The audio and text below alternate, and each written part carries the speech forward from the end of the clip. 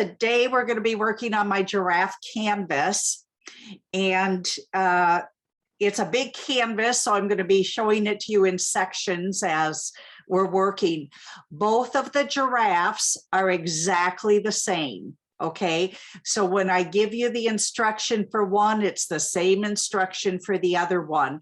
It's a mama and baby, and all I did was take the pattern and I flipped it, you know, made it smaller for the baby, so, and then large for the mama. We've got, I think, all the highlights done on the faces. So let's do the next little detail, I think, on the ears. They're little individual white hairs coming out from the inside of the ear where that black area is. So we're going to put just a few in there, but then after it dries, we are going to float black in that area again, and that'll help to sink down the lines that we're going to put in next. So I'm going to use some of my brighter white now. So the titanium white, wherever I put it. So either snow white or titanium white. Take some of that out. And I'm going to say, let's just use a liner brush. We just want some individual little hairs for inside the ear. So it's the opposite direction of what we did the first time. So I'm going to thin that down with some water. Just use a skinny liner brush, 10-aught, 20-aught, something like that. Now, the ear hairs, they're coming from the black area this time. So it's like it's coming from, you know, deep down in. Don't worry about connecting it. You're not connecting it to the, you know, other area. And you want them to be kind of, you know, going different directions. And we're just going to have some just little wild ear hairs coming out. And once that dries, we'll set the ends that are in the darkest area, we'll set those back in a little better with some black. But we'll just get those in there now. Kind of flip it all different directions. Just really get some little wild hairs going here and there. And that's probably enough on mine. I'll do the same thing on the other side. Same thing for the baby. I find when I start closest to the top of the ear there and kind of flick the brush away from me, I can make the hairs a little more wild rather than pulling from the outside in. I can kind of flip them different directions. All different lengths. You know, some up, some down. Just a couple different directions to get some hair in the ear. Don't pay any attention to that beige on the opposite side. You're not trying to follow that direction at all. Do some on the baby.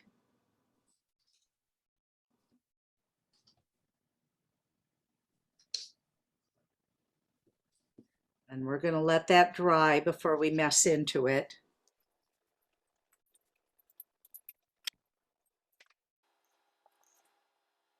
So titanium white, snow white, whatever your brightest white is, that's what I'm using right now. And that's probably enough on mine. I'll just leave that as is.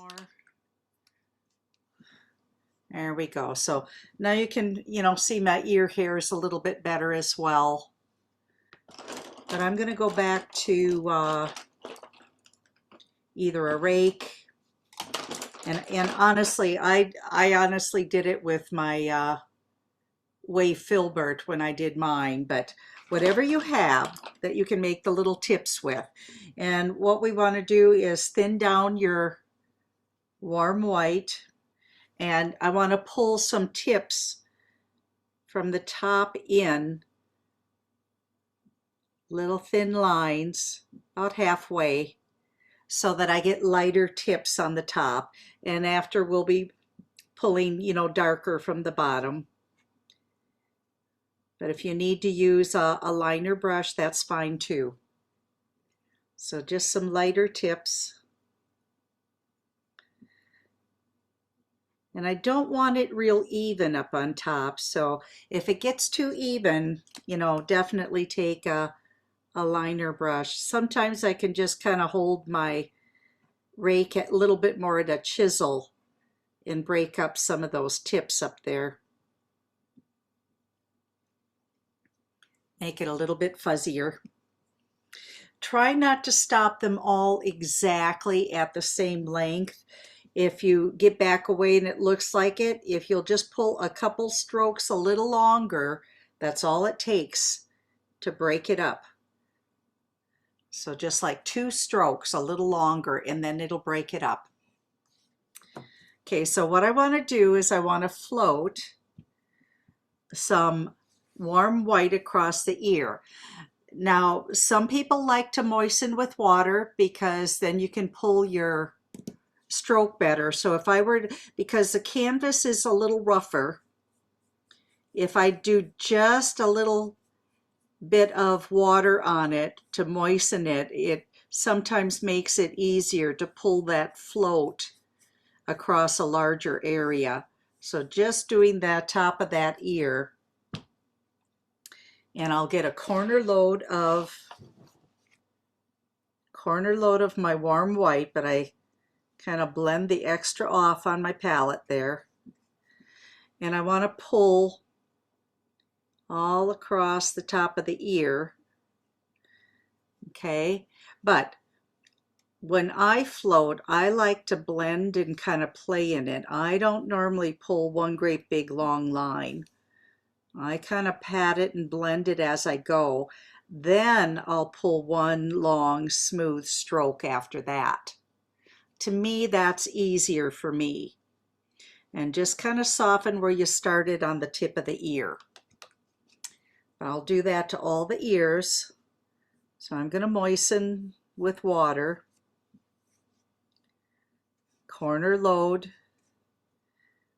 with the warm white. I kind of pat and blend as I go. Once I get it fairly blended, then I pull one big long smooth stroke.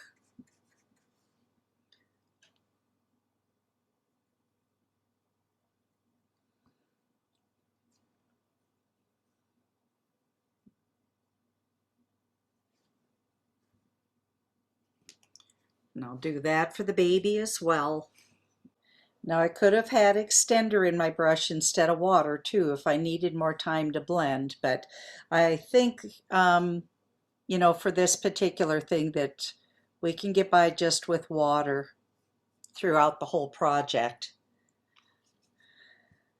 Then I'm going to switch to a little smaller angle. I'm going to use the 3/8 inch angle, and I'm going to start by floating some burnt umber on top of the warm white lines on the bottom edges of the ears, and then I'll float black along the top inside edges. Okay, so I'm going to corner load with the burnt umber, and I'm going to do the bottom of the ears first. So I'm inside the ear next to the edge. So what I'm doing is I'm setting that lighter color that we put in there, the medium white. I'm setting that down in. So I've got a little bit more of a ridge for my ear on the bottom. Going to do that on all the ears.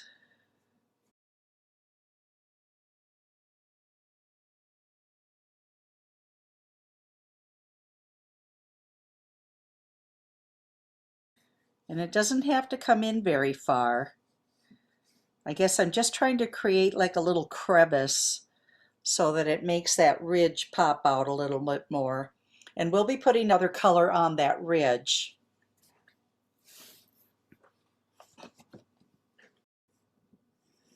And I could have moistened first if that helps. You always have that option. Sometimes it depends on how heavy-handed you are with keeping the water in your brush. And you know, different brushes hold different amounts of water as well. So some are made to hold more fluid water than others. And so that can make a difference on how you load it.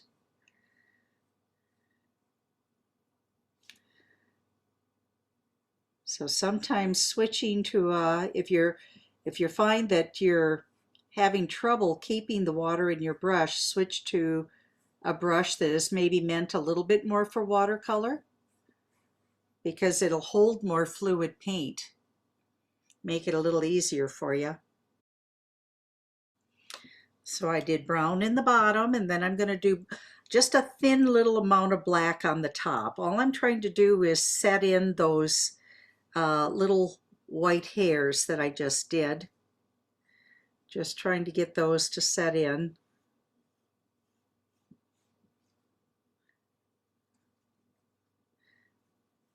So I don't need to come in very far with the black, but I want a little bit more of a, you know, transition between the black and where the ear hair is starting to come out. So just along that edge. It just helps to set it down in. And if you needed to, you know, add a thin line of black to clean up the edge, you could do that as well. I usually try to get it with my corner load, but if I had to, I could give it a little bit cleaned up edge. But get that black both on the mama and on the baby. Okay, and then I suppose we might as well go ahead and get the shadow on the top area of the ear as well. And I also like to get a little coloring on this bottom ridge too. We're going to be using raw sienna next throughout the piece anyway. And sometimes I'll use, let's see, do I want to start with yellow deep or do I want to start? No, I'm going to start with the raw sienna. So raw sienna, and then what I want to do is I want to get a little bit of that coloring inside that ridge on the bottom, but I don't want to fill it in. I only want like half of it. So it's either going to be a corner load on your angle brush, or I could do a side load on a round brush, whichever you're used to doing. But you might want to just moisten that area first with a little bit of water, so that if you don't like what you've got, you can take it off easy too. So on that ridge, that beige ridge, I want there to be some of that golden color right next to my burnt umber. So I'll do a little tiny corner load of the raw sienna and just kind of blend some of that in next to my burnt umber, so that I've got a little bit more color on the ear.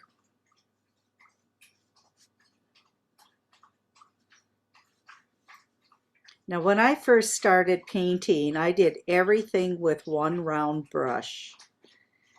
And so I would manipulate that, you know, with just a corner load or a side load.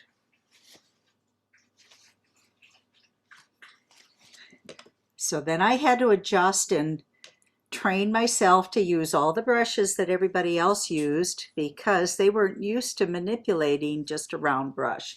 But see, if I were to use a round brush, I could just side load. Let me get that in camera a little better.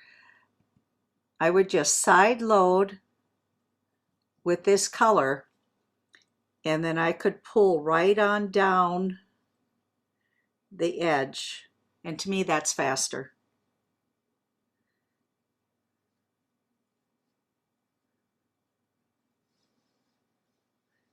Right on down the edge next to the brown. Now I'm also going to do that on the top edge of the ear. I want to get a little bit of that color up on that top edge of the ear, the raw sienna. So I'm just going to do a corner load, raw sienna, but I switched to my bigger angle brush. I just want to get a little tint of color. It's not going to be a big difference, just a little bit. And see, now I had a spot that was really dominant with my highlight here. So when I come around the corner, that tones it right down. I go right over that little white ending spot with this color, and it tones it right down for me. So go across the very tops of the ears with a little bit of raw sienna.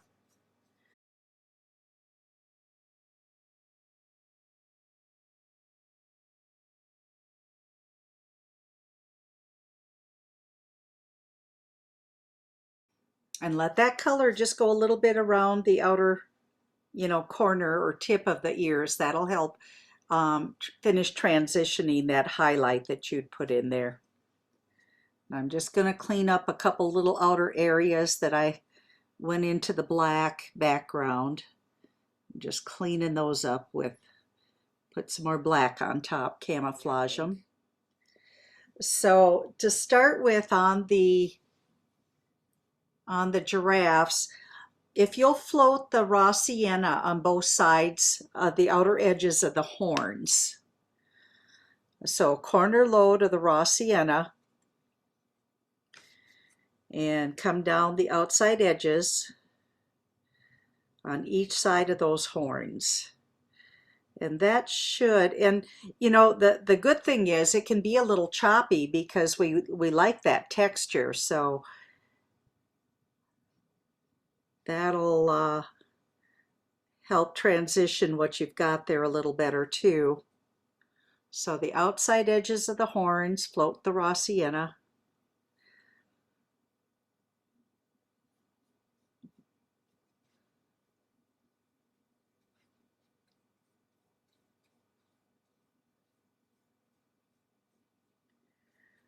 Doesn't have to be as smooth of a float because we're going on top of a textured area, so you can get away with a lot more. Now, when I look up at my screen, it looks a lot paler. Let me get a little closer so you can see.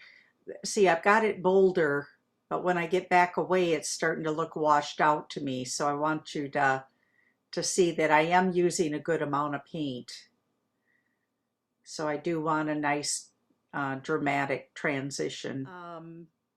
Oh, and one thing I did forget to do, I forgot to do the highlight above the eye, which is also a float. Let's take a step back and get that because I want that dry before I could put shadow in the eye. So on the top eyelids, I need a floated highlight across the top of the eyelid with a warm white or light buttermilk. So I've got a brighter edge on the front of the eyelid there.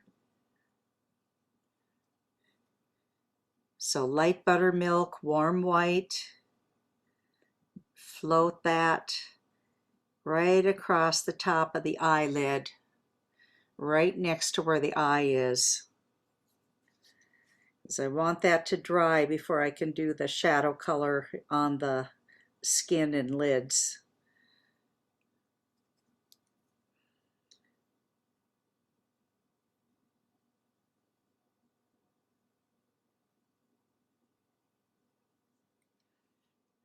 Okay, now eventually I don't want it to look like there's quite so much separation between the nose and the face. And that's why when I go to float the color, eventually I will be going on the inside edge too. So at this stage, if you see a really definite black line coming down on each side of your nose, you've got to get rid of that because it's going to show through this transparent color. And what I would do was just take a little bit of that medium beige to stipple in to get rid of it if you still have any kind of a line, because you don't want to be able to see any more black line divisions. They should be all camouflaged. Tried to do that when I did my highlights. Okay, but what I want to do is I want to go all the way around now with the raw sienna on top. I do the nose first and then I'll do the face afterwards. But I want to float that raw sienna all the way around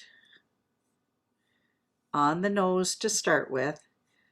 Go right on down till you run into the nostrils. All the way around the top, all the way down the side, right through all of the stippled area there. And anyone that found it easier to moisten areas first, just go ahead and do that.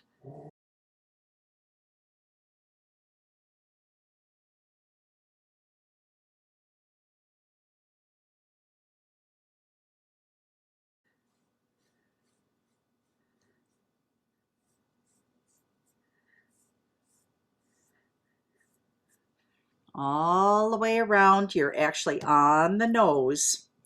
Okay, and then I want to get some in between the nostrils. I'm still on the nose, right? I'm still on that great big bone, but I want to get some of this between the nostrils as well.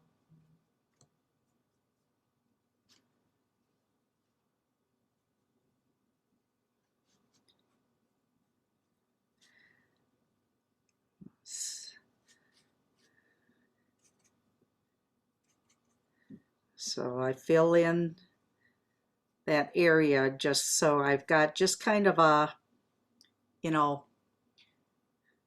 shadow area in there, but I will flip my brush and get in between the nostrils below as well. So all that area between the nostrils kind of gets filled in. It's just I want to blend it, you know, little up, little down at this stage. Okay, and I'm going to continue. I want to get it, I'm going to go all the way around, surrounding those nostrils at this stage, and blend it about halfway down into that muzzle area. I haven't done anything to the nostrils themselves. I'll do those separate. Just worried about that big area of the nose. And blend that because I still want to see the highlight on the bottom of that muzzle area, but you do want to blend it down a ways. And usually raw sienna is a nice transparent color, so it still lets you see the texture showing through, which is nice.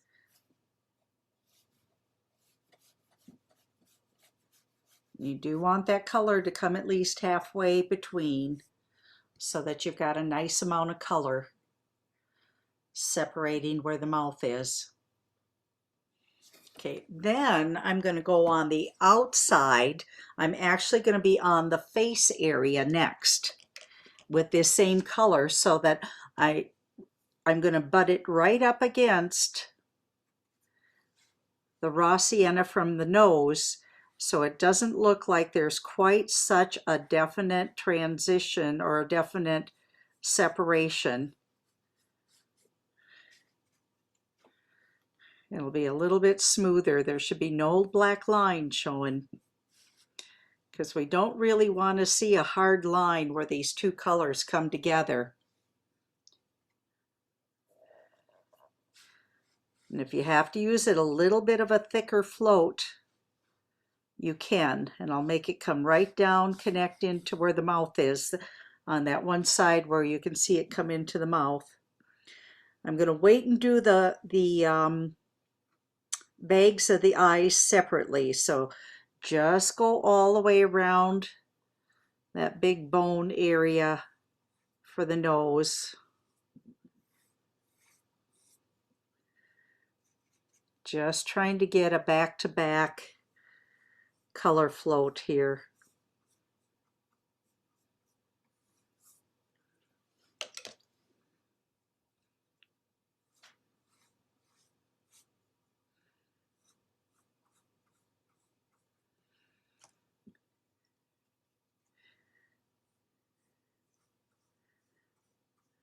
Using the paint a little bit thicker on the corner of my brush so that I get a little bit more solid color where they touch.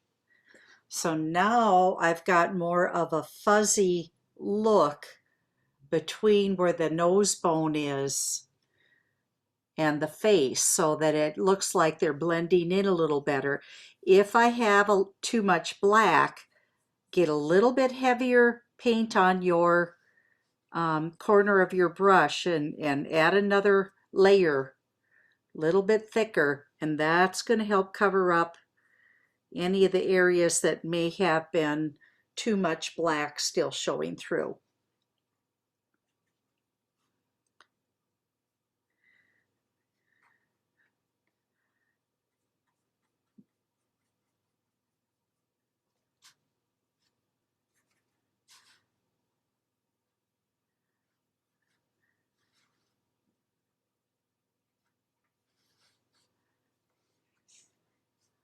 So all the way around. So it should look a little softer now. It should look fuzzier where the two are touching each other. And you'll do the same thing on the baby.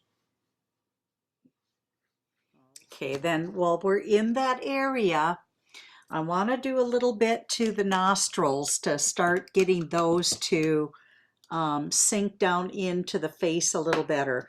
I'm going to switch to my smaller angle brush though. Still going to keep using the raw sienna to start with, but now we're going to try to make it look like, I just squeezed out the wrong color. I wanted raw sienna. There we go. I want to make it look like they're starting to go into the skin better instead of just sticking out there in the open. I'll be able to touch up my black after if I mess into the black, so don't worry about that too much. Okay, so the first thing that I want to do is these inside, in the center of your nose area here, the edge of the nostril that is towards the center, just that bottom half area, I want to float on that so that that's going to sink in to the center of the nose. So take a look at the right nostril that I just did. See, that's starting to look like it's coming out of the nose instead of sitting on top. I'll do the same thing on the other nostril. The color points towards the middle of the face. And I just camouflage that edge of the nose on that bottom half so that it looks like it's starting to slide into the center of the face better. Do just that much first. Do that on both mama and baby. On that other section on the bottom, I want to get the bottom edge on that one because I want that to disappear, that last half. Okay, so take a look at the difference between the right side and the left side. The color on my brush is pointing down, and I'm just getting that bottom half of the nostril because that's tucked in. So bottom half of the nostril pulling across. to get that to blend into the skin better. And if you have to add a little bit more raw sienna between the nostrils again, go ahead. You know, if you need to deepen that a little bit to make this transition look better. Okay, then I do want just a little bit on that top portion of the nostrils, but I'm going to do just the one edge facing the center of the nose. So both nostrils, put the color on the edge towards the center of the nose, because we want to start to round out those areas. So on the center areas, I did the outer edge. On the opposite side, I do the inside edge and follow right on down into the shadow that I made to begin with on the bottom of that nostril. So this time I've got the shadow facing right up against the black.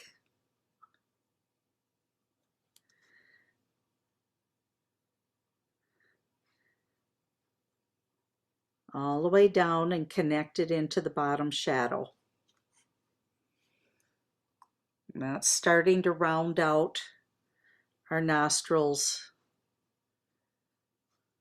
Make sure you've got enough color that it really sets it down in. All right, then we're going to go up to our eyes. We're going to do our eyes, then we get everything to connect together the way it should. But it's just a lot easier doing it in separate steps in order to get it to blend in right. Okay, so as long as I've got it this direction, I might as well go under the eyelid first. So I'll get the, let's see if I get that in camera there. So I'll get the raw sienna, and I want to go under that bag of the eye.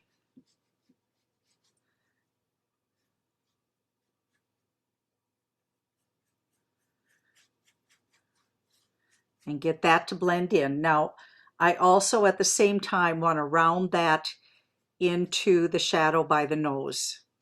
Okay, so that that'll start to connect the shadow under the eye towards the nose.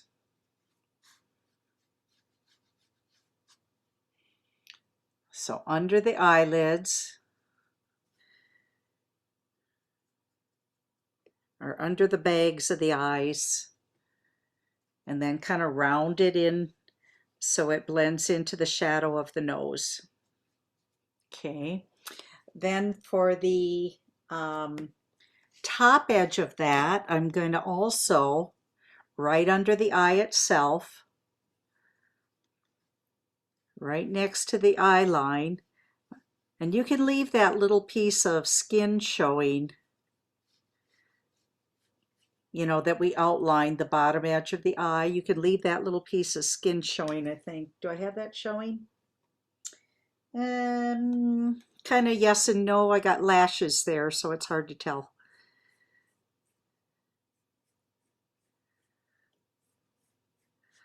So shade the top of that bag near the eye.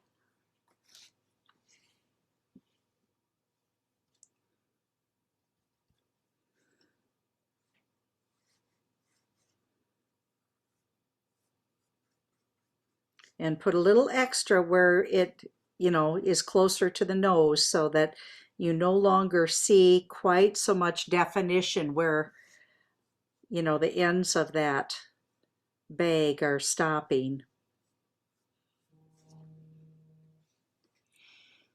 Then above the eyes, we're going to go, it's going to end up being a back-to-back again, like we did with the nose. So first I'm going to do on top of the eyelid.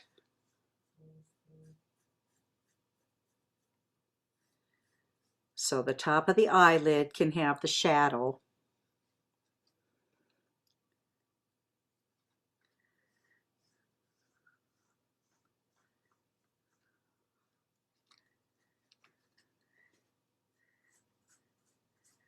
Still using the raw sienna, corner load.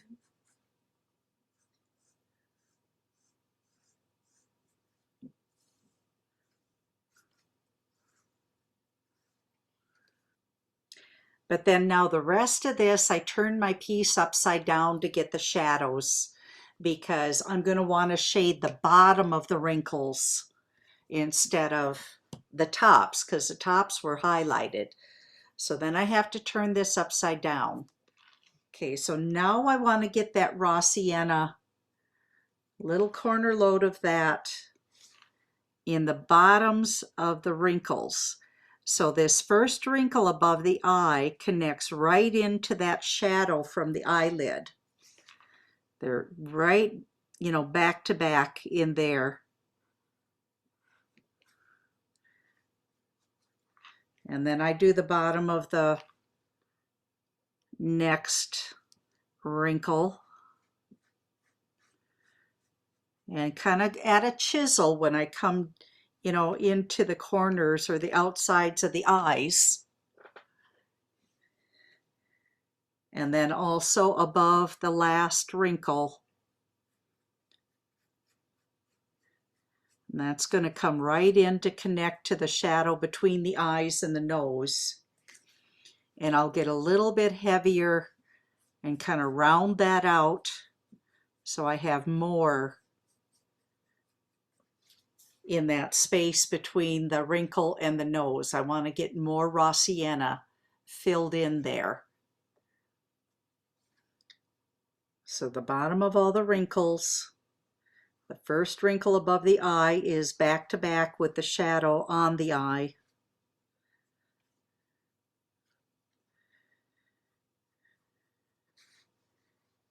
And I do use my paint a little thicker than most people, so if you're real light-handed, you might have to do a second coat in some of these areas. So try to get enough the first time around.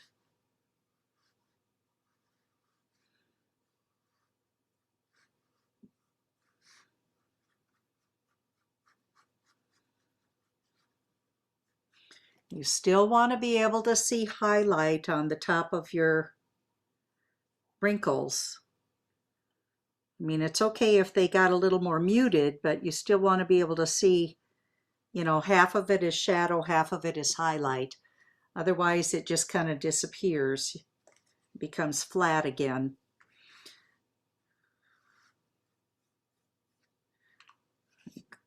Going above the very last wrinkle as well.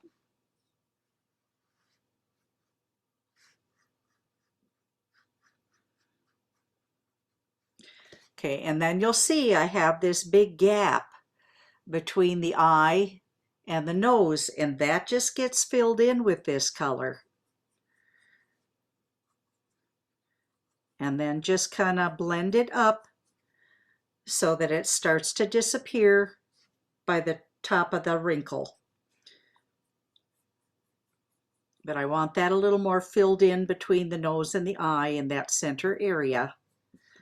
And then blend it towards the top of the head a little better. So it starts to disappear up higher.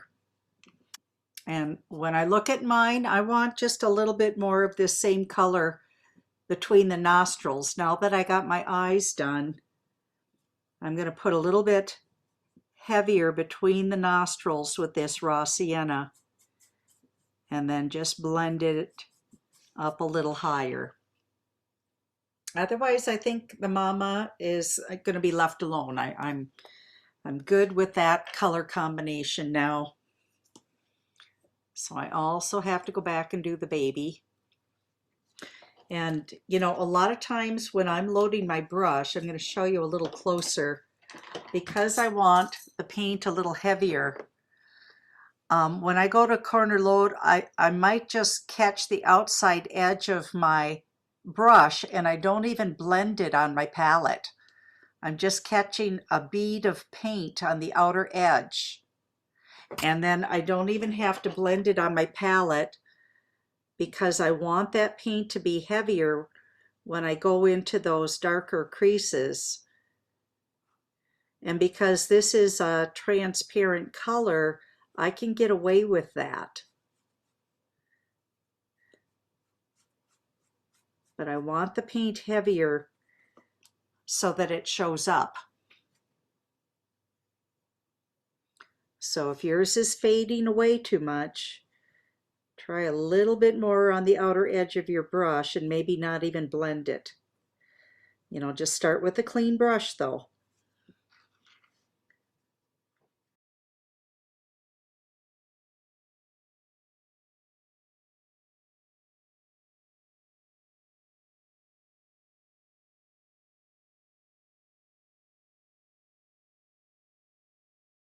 Okay, and then we'll be switching to burnt umber next. However, before we do that, I would like to get the spots in the neck. I think that would be a good thing to get in there. Now, I just encourage you to put them in without tracing your pattern on. And I'm going to show you how I do it, and you can decide if you feel comfortable just giving it a shot. I just fill them in to start with burnt sienna. And you can just use either a filbert or an angle. Now keep in mind, the larger you make the spots, the better. If you make them real small, you're going to have a lot of shading and highlighting to do. All right, so really think about it. And I do the spots before I do the wrinkles anyway, because when I pull my shadow, I can go right through the spots and it'll create a wrinkle in the neck. But I want to get them, you know, offset here and there. Some are going to look like they're actually going off the edge of the neck. You can thin the rust or the burnt sienna with just a little bit of water. Just make sure that it comes off of your brush easy. And all these spots just need to be different shapes. So add just a little bit of water. I don't want it real transparent, but I want it loose. And I'm just going to keep creating a lot of spots, kind of funky shapes. So here I've got two here. Then I'm going to put the next one like here. So I start making kind of like a little road map in between them. So this one's going to look like it's coming off, but I can just start anywhere. I'll go over to the other side here. This one, there again, it'll tuck up under the face. It's like you're making big pebbles or rocks. And I kind of like, each time I do one, I kind of go in between the previous ones.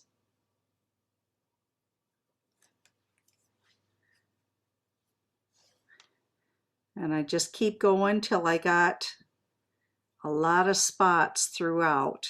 There's different types of giraffes and they have different types of spots.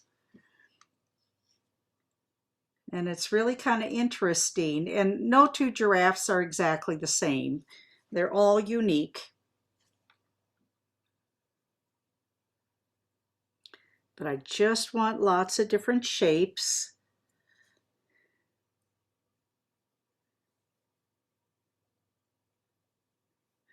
You know, try not to make them all exactly the same. You want each one different.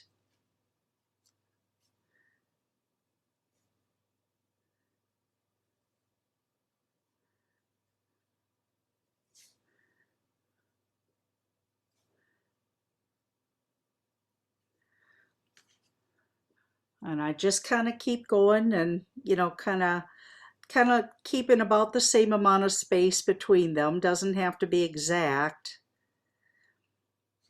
But don't make them all just square. Each one slightly different, kind of different angles.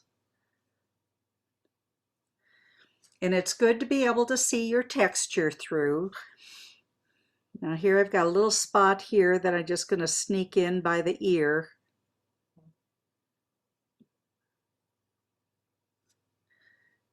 If I get them too close together, I can always, come back and stipple some of my background color in again.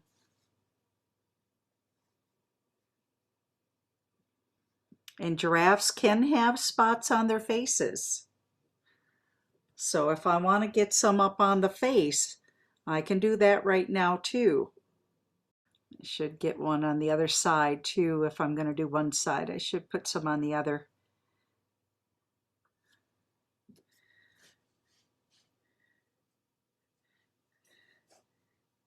I'm going to just keep adding, going all the way down, get those spots in. And just remember, don't get too little. And I'm not smoothing them out.